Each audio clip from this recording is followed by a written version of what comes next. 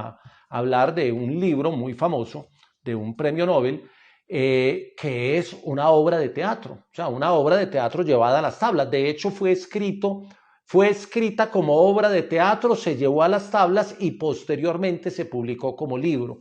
Entonces, este es el reto para hoy, porque es la primera vez que voy a hablar de un texto sobre teatro.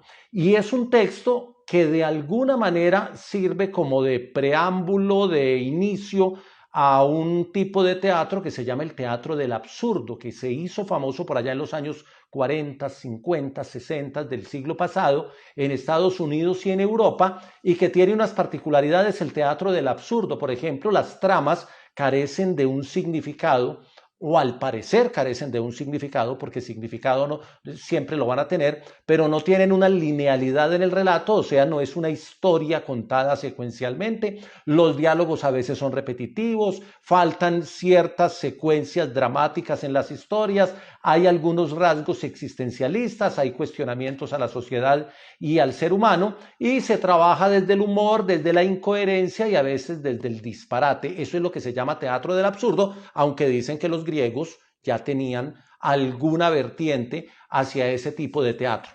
Ese es un tema del que vamos a hablar porque la obra que vamos a conversar hoy, o el libro del que vamos a hablar hoy, es considerado uno de los primeros textos sobre teatro del absurdo en la literatura del siglo XX.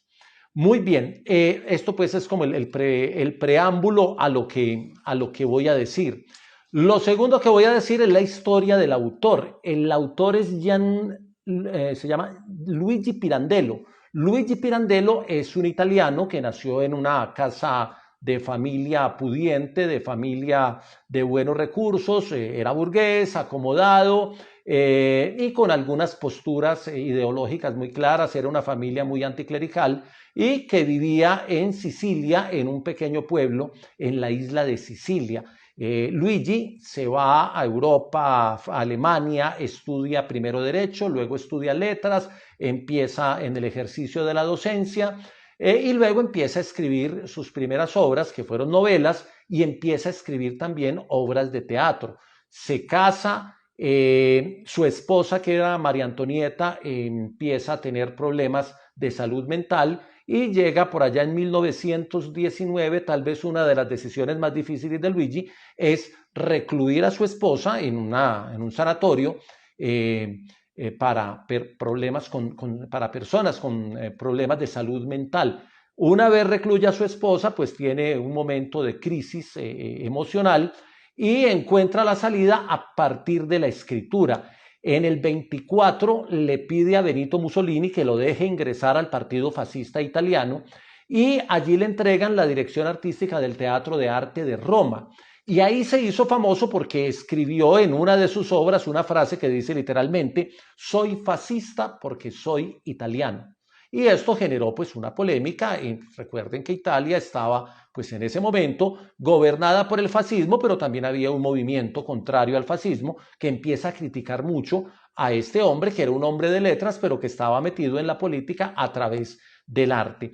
En 1926 escribe una novela que se llama Uno, Nadie y 100.000, que es tal vez una de sus mejores novelas. En el 29 es nombrado académico en la Gran Academia de Italia, y en el 34 le entregan el Premio Nobel de Literatura. Y toda esta carreta la cuento para decir que Luigi Pirandello recibió un Nobel de Literatura habiendo escrito más obras de teatro que obras de narrativa o que obras en género novela, aunque ya tenía algunas novelas, pero es un Nobel al teatro, y ese es el gran mérito del libro que vamos a mirar hoy. Luego empieza a pelear ideológicamente con Mussolini y llega un momento por allá en el 35 en el que él rompe su carnet del Partido Fascista Italiano delante de algunos seguidores de Mussolini, y escribe una frase en uno de sus últimos textos que dice: soy apolítico, soy solo un hombre en el mundo, diciendo de alguna manera que renunciaba a lo que tanto había defendido unos años atrás. Esto es para mostrar que los seres humanos podemos cambiar absoluta y radicalmente de postura ideológica, cuando nos dan argumentos para hacerlo. Lo curioso de la vida de este Pirandello es justamente eso. Fue fascista, pero luego fue antifascista y murió en el 36 de una pulmonía. Los restos mortales están en se llama el pueblo, Agriagento, si no estoy mal, Agriagento, en la isla de Sicilia, y hay un pino gigante que se llama el pino de Pirandello, porque al lado de su tumba sembraron un pino el día que llevaron sus restos mortales a su pueblo natal. Toda esta historia, para que le entremos a la obra que vamos a analizar hoy, que es de la colección de premios Nobel, que ya la había mostrado algún día, y que se llama 6 personajes en busca de un autor. Ustedes miran y ven, es un libro delgadito, es tal vez el más delgadito, hoy estoy como gago, 125 páginas.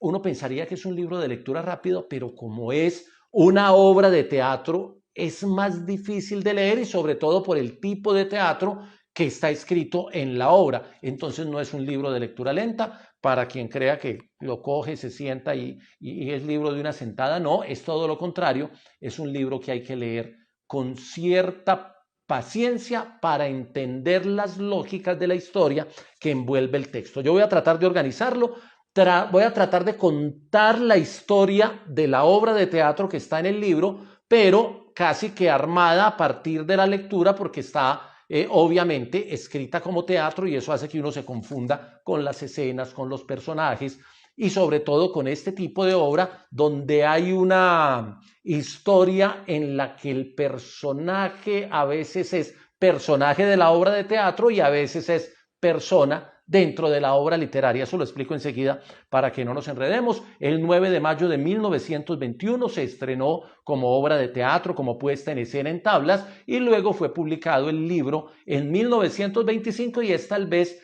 una de las obras de teatro que más número de publicaciones ha tenido a lo largo de la historia. Entonces voy a contar más o menos lo siguiente.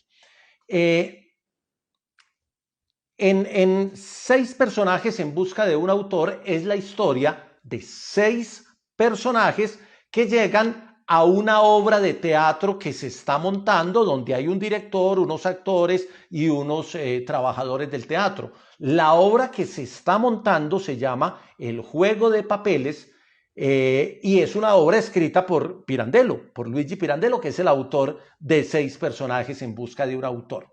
Entonces llegan los 6 personajes e interrumpen el ensayo. El padre, que era un hombre cincuentón, la madre, que era una mujer afligida, la hijastra, que era una chica rebelde, el hijo, que es un muchacho muy soberbio, el niño y la niña, que son un par de personajes un poquito difusos, pero que son un par de niños que están dentro de la obra. Entonces, están haciendo el ensayo de una obra y llegan 6 personajes a interrumpir la obra que están haciendo. Esa es la historia que tiene el libro. Entonces llegan los 6 personajes y se le presentan al director, le irrumpen en la escena y le dice, sobre todo el padre, que es el que toma la vocería, le dice al director en la obra que ellos son unos personajes que proceden de la fantasía del escritor, pero que el escritor no les asignó ningún papel en la obra que están escenificando en ese momento, que no los inscribió en la obra y que ellos están perdidos, que ellos necesitan existir y que para existir necesitan desempeñar algún rol, algún papel dentro de la obra. Es como diciéndole al director, ayúdenos a encontrarle sentido a nuestra existencia, porque quien nos creó nos dejó sin identidad dentro de la creación. Es un cuento bien particular. Entonces le insisten al director para que los vea, para que los mire y para que les escuche su historia, porque son personajes y como personajes ellos tienen unas historias. Entonces cada uno empieza a contarle al director cuál es la historia de su vida y se la empieza a contar a su manera. La historia que cuentan, ojo, cada uno cuenta un pedazo, pero uno logra, leyendo el libro, encadenar la siguiente historia. El papá, o sea, el padre y la madre, que son los personajes, eran una pareja casada que tenían un hijo y que vivían bien.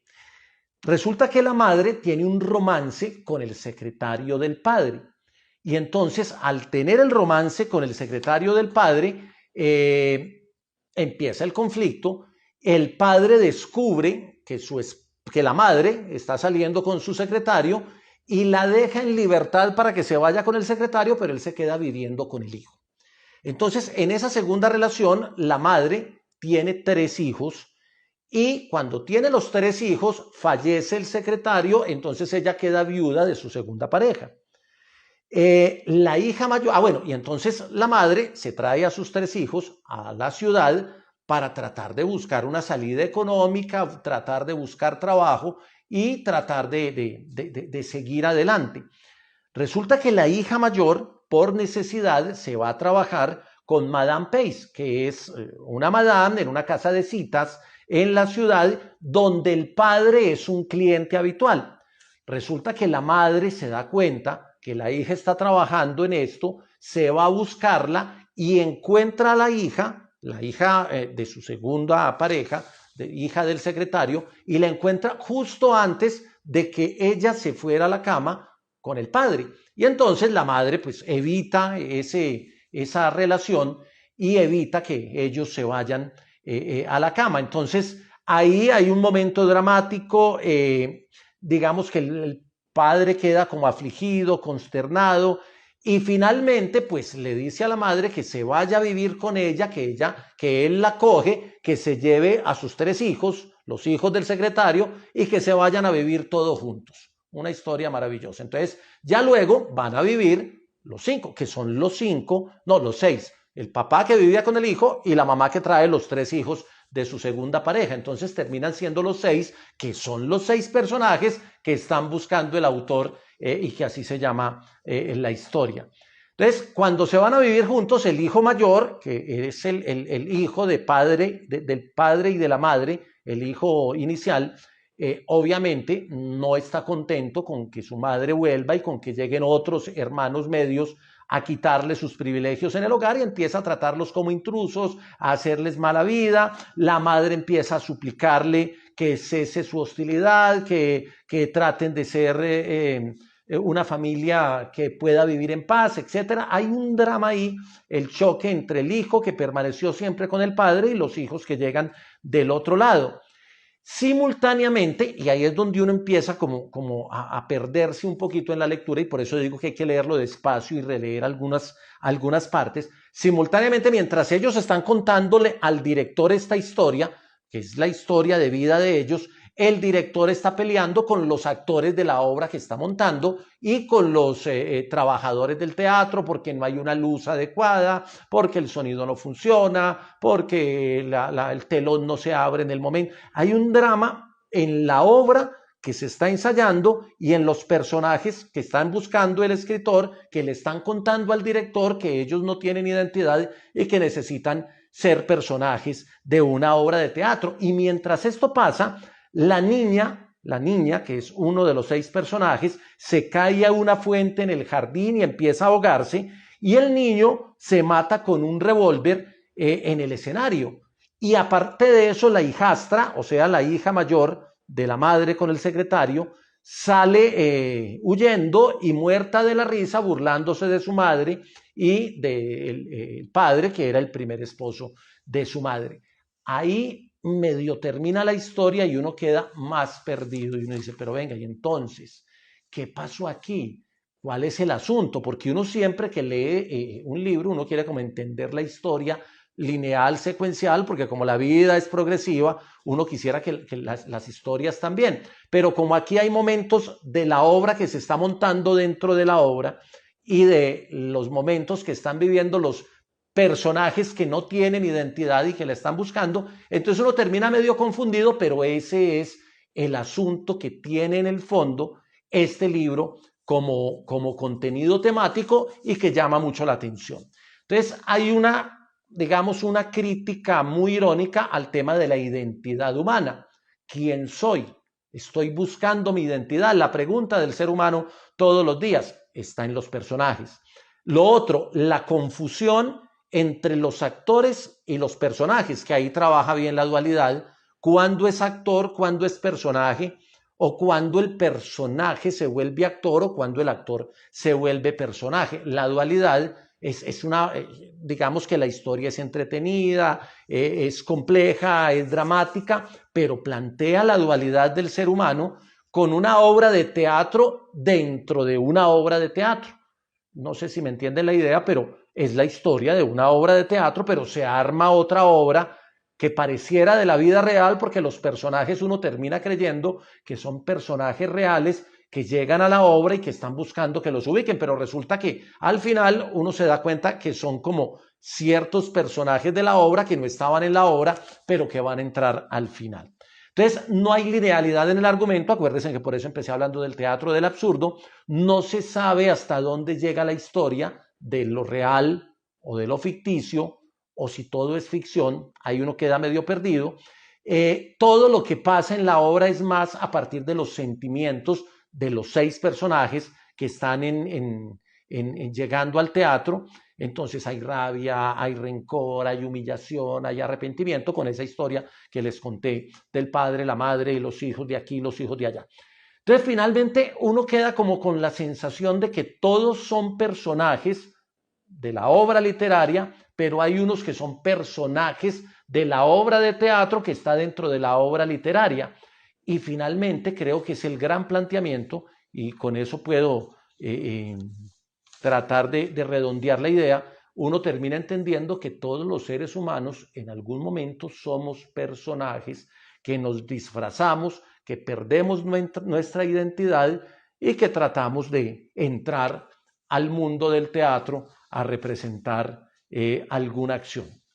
Es un libro un poquito complejo, es un libro, digamos, difícil de entender de primera leída, pero cuando uno le encuentra el sentido, uno empieza como a celebrar ese tema de la dualidad, de la realidad y la ficción, que es lo real, que es lo ficticio, de la que tanto se habla ahora con el tema de la virtualidad, del mundo virtual, pero miren que en la literatura también pasa.